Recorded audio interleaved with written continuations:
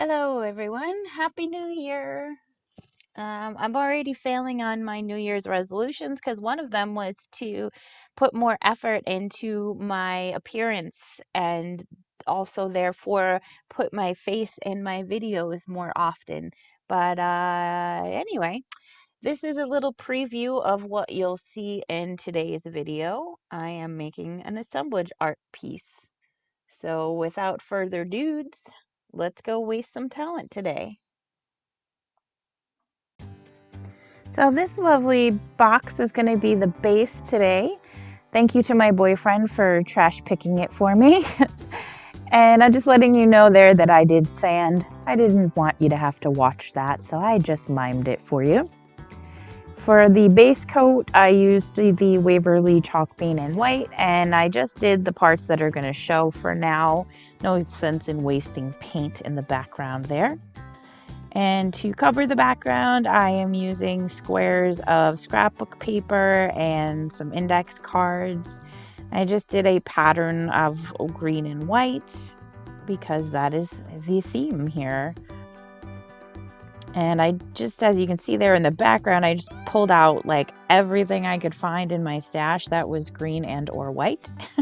I wasn't sure what I was going to use, so I just pulled out everything, and as I go along I will pick through and see what I want to use.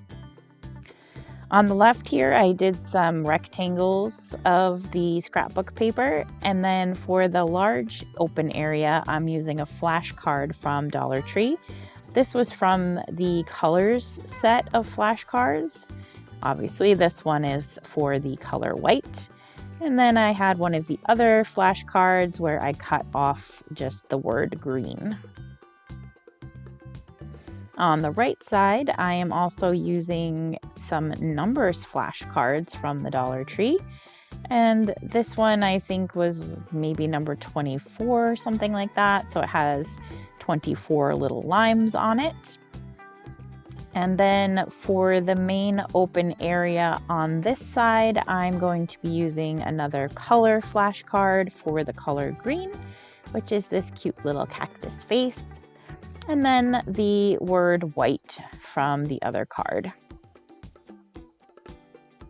And I used Mod Podge to stick down all of this paper. I got this lovely little punch from a friend. They bought it to make a project with, and then they never used it again, so they passed it on to me. So I'm going to try to use it as often as I can. I think this is the second time I've used it in a project. So I cut out a bunch of butterflies that we'll set aside for later. This is a actual Sorry card from a Sorry game. We got rid of the game because it was old and damaged, but we kept the pieces. That is a world's smallest blind box card of Uno. This I got from Dollar Tree. Comes in a set of 4. I'm not using the blue one, but I wanted you to see what it looked like before I chopped it up into bits. For anything that I need to glue down that's plastic, 3-dimensional, whatever, the bits and bobs, I guess you would say, I'm going to use a combination of E6000 and hot glue because the hot glue will hold the items in place where I want them until the E6000 dries, and the E6000 is nice and strong and permanent. This came from the Crafter Square section at Dollar Tree. I cut off the little bottom. There was like a scroll down here that I chopped off, and I painted it with some chalk paint. These kind of look like wood before you paint them, but it's actually like a pressed cardboard or thick cardstock. And this is a little tractor ornament I got on Amazon. I'm using some foam tape rectangles just to build up one of the wheels because I want this to stick out away from the back wall. This is an eraser that came from Dollar Tree. Those are in the teaching tree section. And this motorcycle is from, I think, a Kinder Egg. And there's my lovely hair. These are extra long bendy straws. I want to say they're from maybe Dollar General.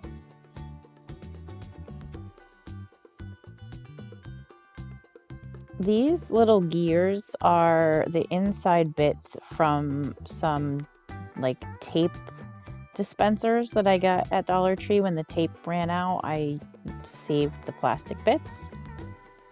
And that was a little, I almost said unicorn. Oh my God. Ladybug button, and then just some regular buttons. Oh, look, another button. Gumby is from a World's Smallest blind box as well. I believe the micro, World's Smallest micro. And I'm just gonna glue on some random beads. I know the green beads are from Dollar Tree. The white ones are probably broken jewelry that I had in my stash. That's a pawn from Sorry. That's a chess piece from somewhere. I don't know where. It's plastic. All these little bits I'm putting on right now are from the toy section at Dollar Tree, or like the craft section, or the baby shower section. So I don't want you to have to hear me say Dollar Tree over and over again. So basically everything I'm using comes from Dollar Tree unless otherwise specified.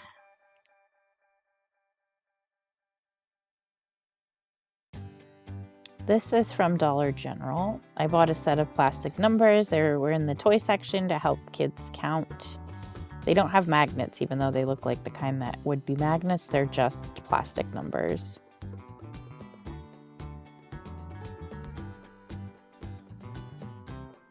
This little iron-on patch I got in a mystery box of craft supplies, so I have no idea where it came from, but I have about 20 of these, so it was nice to finally use one up. This little Dollar Tree truck was green, but the back of it was a gray plastic, so I painted the back with some white chalk paint so that it matched my theme a little bit better. This is another World's Smallest micro. It's a Lincoln Logs canister. It doesn't open, it's just for show. These came from nope, I almost said Dollar Tree again. Those came from Target Dollar Spot. I don't know what they're supposed to be, but they connect together and look like hashtags. And then the little green lollipop was from Amazon. I bought a pack of fake candy for making, I made like a gingerbread house at Christmas time, things like that we need fake candy for. This is another World's Smallest micro toy. This was part of a fake tree that was in a set of farm animals that I got from Walmart. This snake was from Halloween, from Walmart as well. It was, for trick-or-treat goodie bags or whatever. And we have another button that kind of looks like Mickey Mouse. This button is also from Walmart. They had a set of these little cute cartoon-looking bugs. So it's like a little wormy guy. And that's a pawn from a Clue game, an old Clue game. And then I'm adding a random green marble that I had. This is a drink umbrella, and it came from Dollar Tree. But you could always save your umbrellas from your actual drinks if you wanted. Recycling and all that. And I'm using art glitter glue to glue it down just because that was nearby. Here's another candy from Amazon. This little Scrabble letter is from Dollar Tree, and I'm gonna glue a wood bead to the back of it to help it stand up better. Now I'm taking my little hand drill and I'm drilling a hole in the top because I wanna dangle these beads from the top. And I did drill it in the wrong spot, but I'll cover that. And here I'm gluing it down. And then I let it go. But I will pull that back through and trim off the extra. And just to make sure it doesn't slip down again, I'm going to cover it with a sticker These are stickers for like if you're having a yard sale. So the one in the bottom had the $1 price on it, and then they give you some blank ones too. And those stickers were from Dollar Tree as well. This little glowworm is from World's Smallest Micro Toys, and I glued it to a perler bead so that it would stand up. And I'm just going to take a variety of different green and white beads that I have in my stash, and I'm going to use those as filler to fill in the space and make it more interesting to look at. These used to be beads, like they had a little loop on the top that you could use to string them on a necklace or something. I just cut that off so it was just the letter. And then I'm going to glue on my butterflies and some more beads. The butterflies, I just doubled them up so that they're a little more three-dimensional. This little frog, I'm going to heat up his legs so that it drapes over the side a little more, so it looks like he's in more of a natural pose and not so stiff. And his eyes weren't painted on, so I'm using a paint marker to fill in his eyes.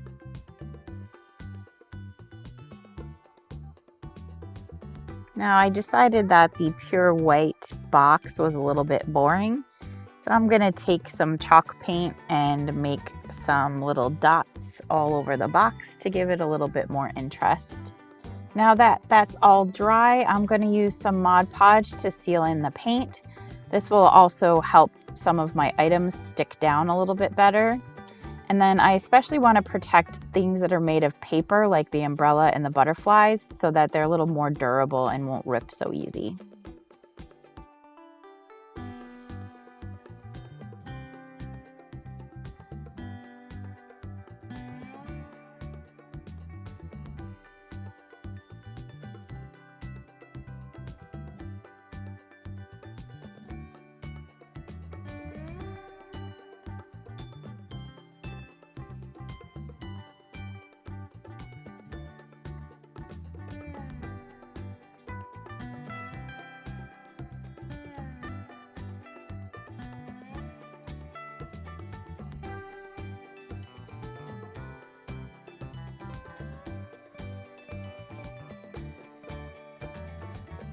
I hope that you're enjoying my shaky camera work, as well as all the cat hairs that are stuck all over my black fabric background.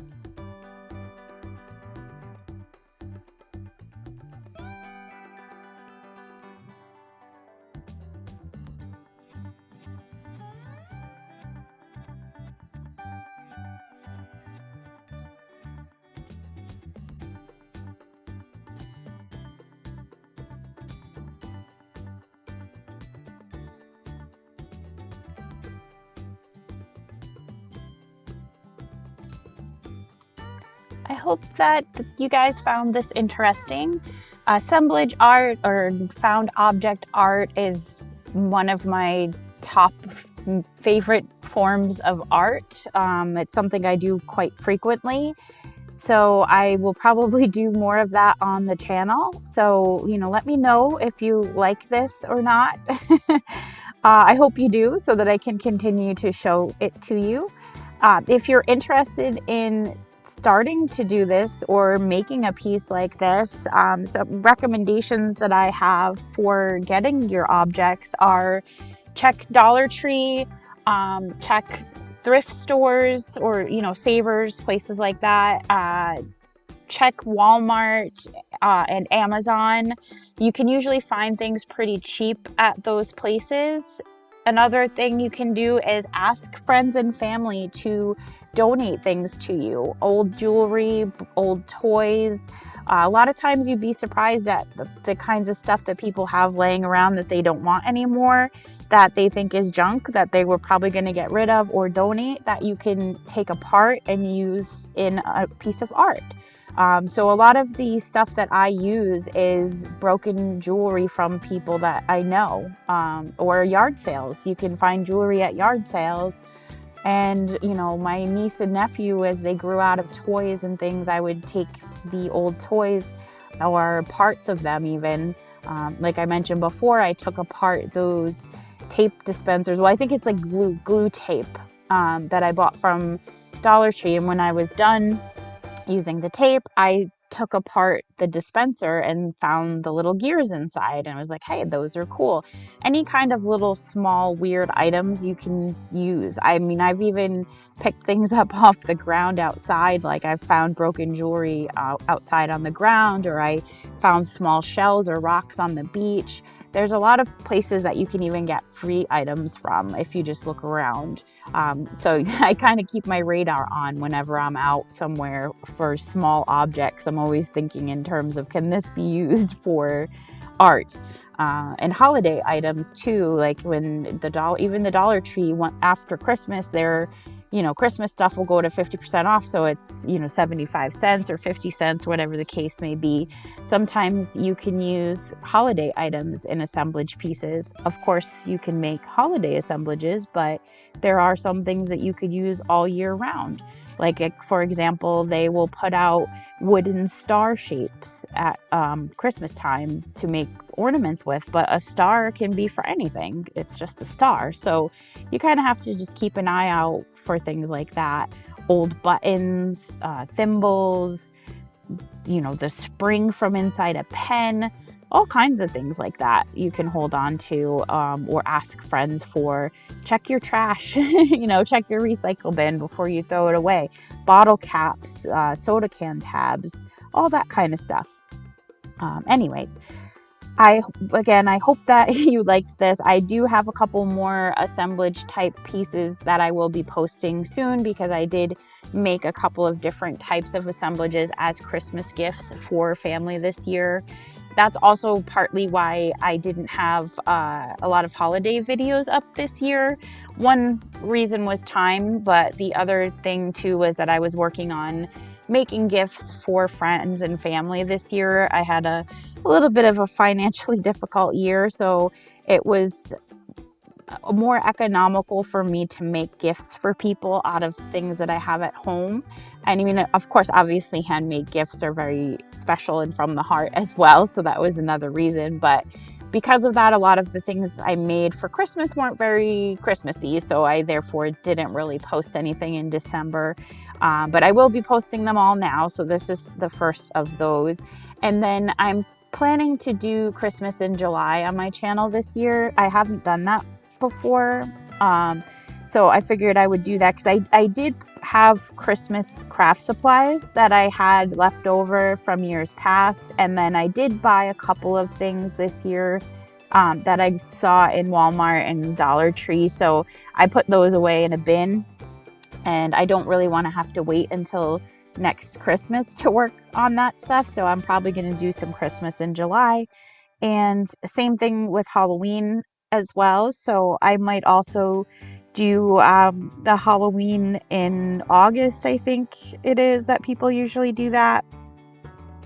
So look forward to that. But anyways, I'm gonna stop yammering on and on now. I hope you all are happy and safe and healthy, and make sure you comment below, let me know what you think, say hi.